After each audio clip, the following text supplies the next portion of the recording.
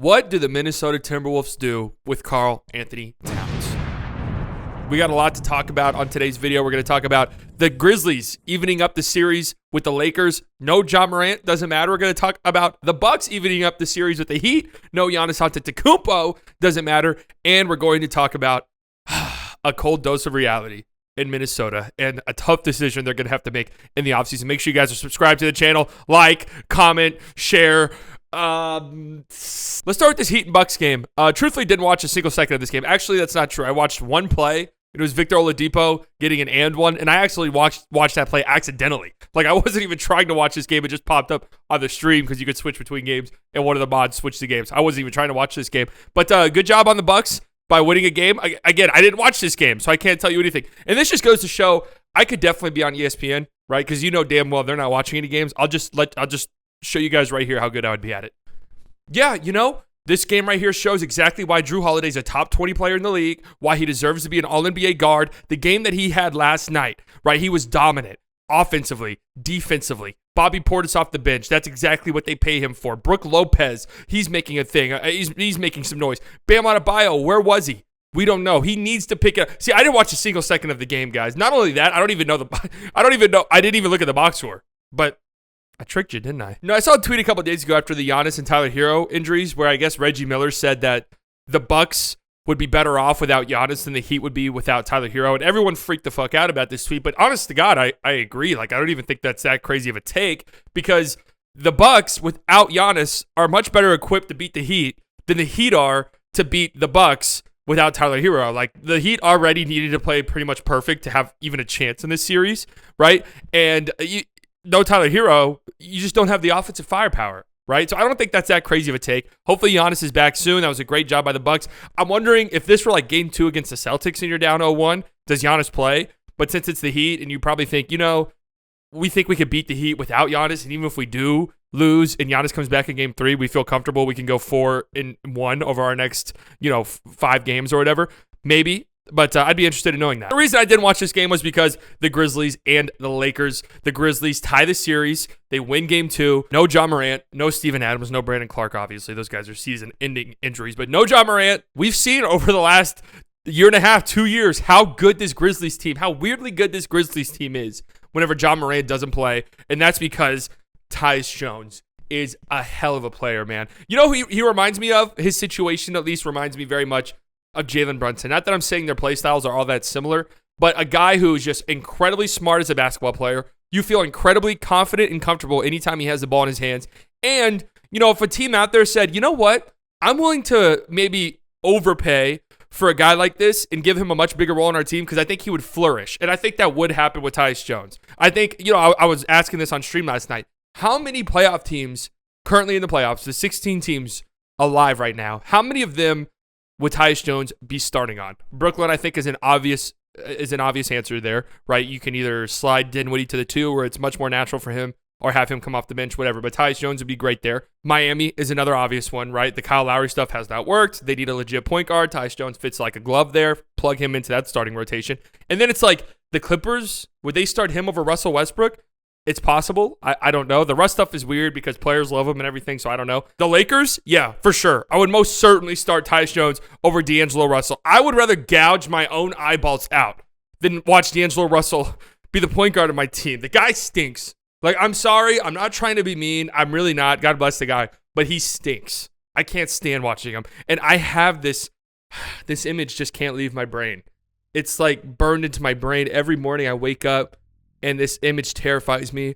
I stare in the mirror whenever I'm brushing my teeth, and this image just looks back at me in the reflection. And my cold, dead, lifeless eyes just can't seem to look away from the image staring back at me in the mirror. And I get lost, and I stare at it endlessly.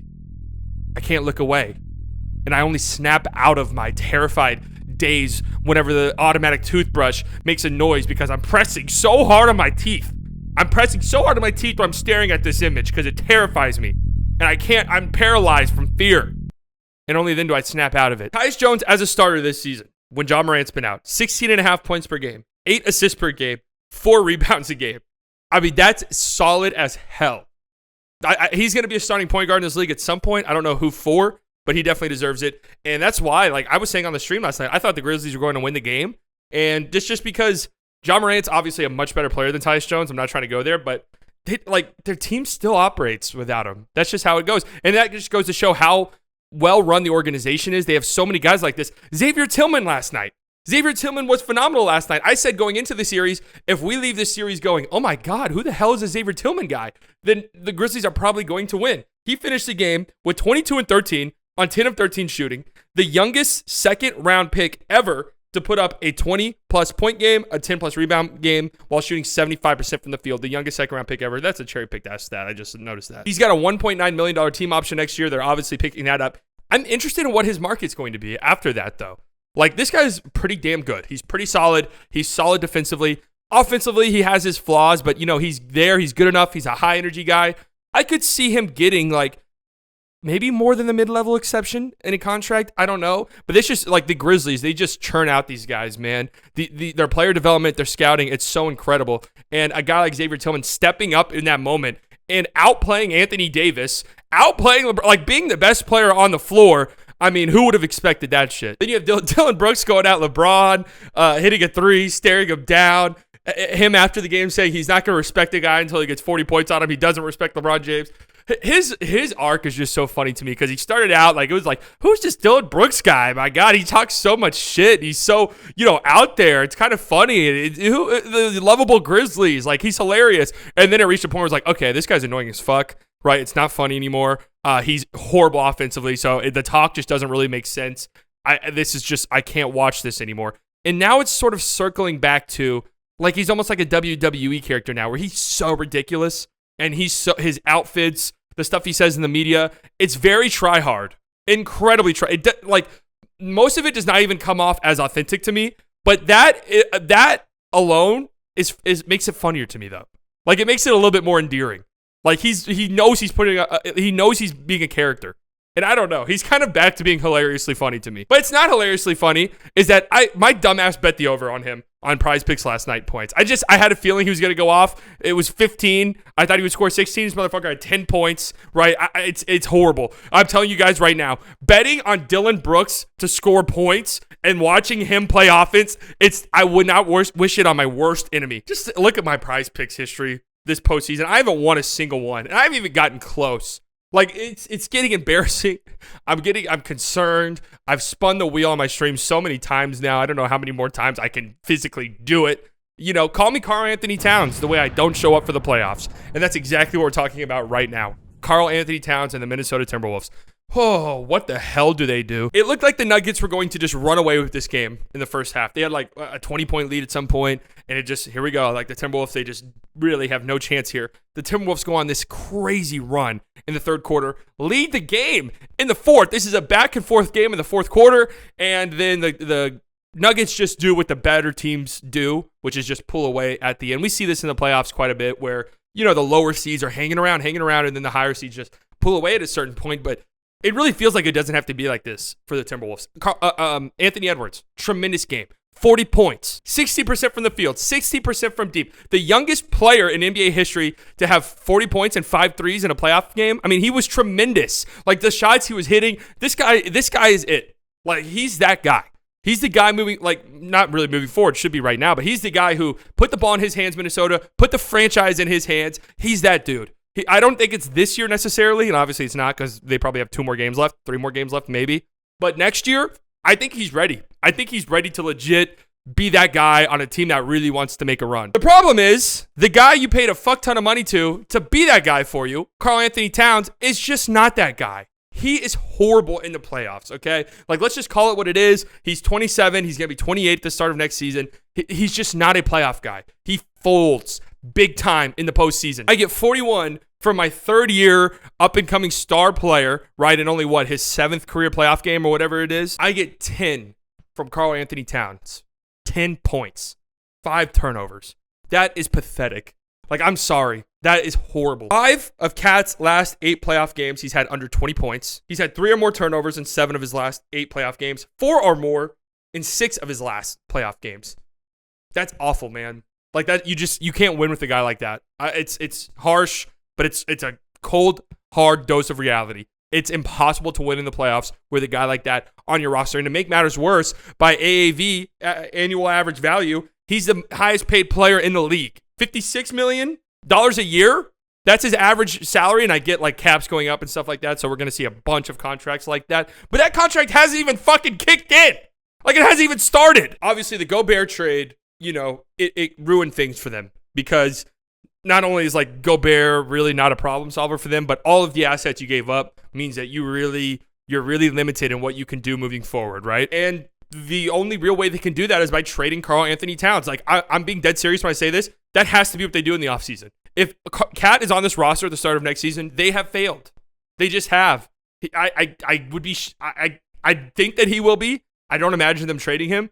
But if I were the GM, Cat has 2 or 3 games left with this franchise. And then we are selling while we can before that contract kicks in. And we are getting some pieces. We are recouping some assets. And we are building this roster around Anthony Edwards. But I'm wondering, like, what does a Cat trade even look like? Who is even interested? What's the return?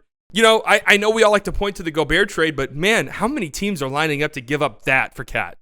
That's what I'm wondering. So I went through and I looked at some of the teams across the league. I'm thinking some of like the teetering teams, maybe the small market teams that are looking for a little bit of an extra oomph, or maybe these rebuilding teams that are looking to finally, take a step up, like Charlotte. Would they be interested? I mean, they've been looking for centers for a long time, but Mark Williams looks really, really good there. They're going to have a high pick in this year's draft that has a lot of bigs in it. Do they get a guy there? I don't know. You're going to have Miles Bridges back. Maybe they think, LaMelo will be back and healthy next season. We have a high-end draft pick. Miles Bridges is going to be back on our team. Let's go and get Cat. Like, let's try to make something fun here in Charlotte. We're going to have a new owner more than likely. Like, let's try to have some fun. Toronto, I mean, they're a franchise that's going to be going in a completely different direction this offseason.